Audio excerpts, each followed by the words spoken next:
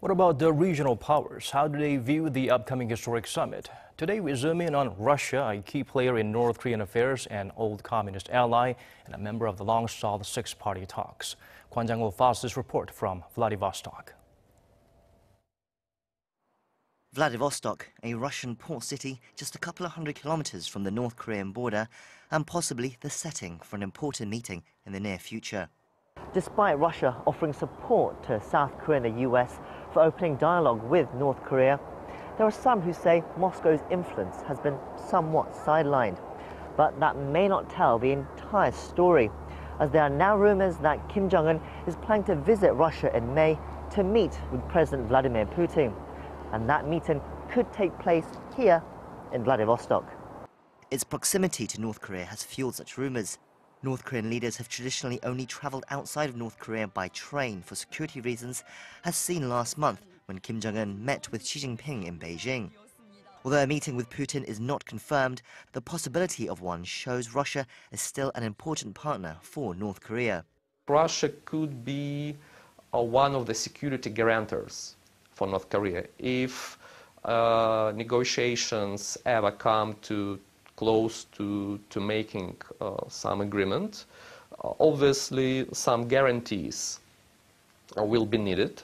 And I think Russia is one of the powers which would be able to provide such security guarantees to Pyongyang.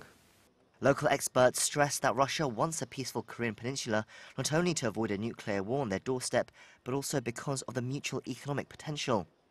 Currently, the Trans-Siberian Railway goes from Vladivostok in Russia's Far East almost 10,000 kilometers to Moscow.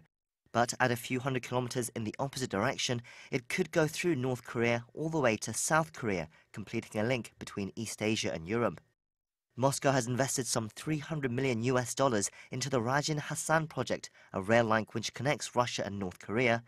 But due to international sanctions, activity has halted and its full potential remains unexplored. For more than about 30 years, people in various countries in this area speak about cooperation, and North Korea is the only obstacle for this fast development, for cooperation.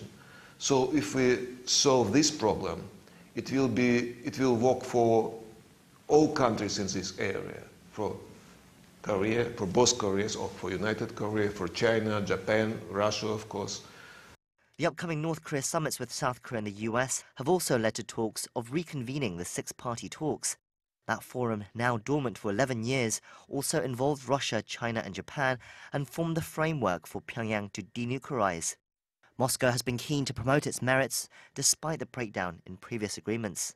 I think it's the format of six-party talks. It's very important. When we try to understand the current situation with nuclear crisis, I think it's important just to know who are, the participants of such kind of crisis. The United States and the North Korea? No, because we have the region and we have different actors. Despite the stakes for Russia, how deeply involved Moscow will be remains to be seen, especially as President Putin has other foreign policy concerns on his plate at the moment, namely in the Middle East and Eastern Europe.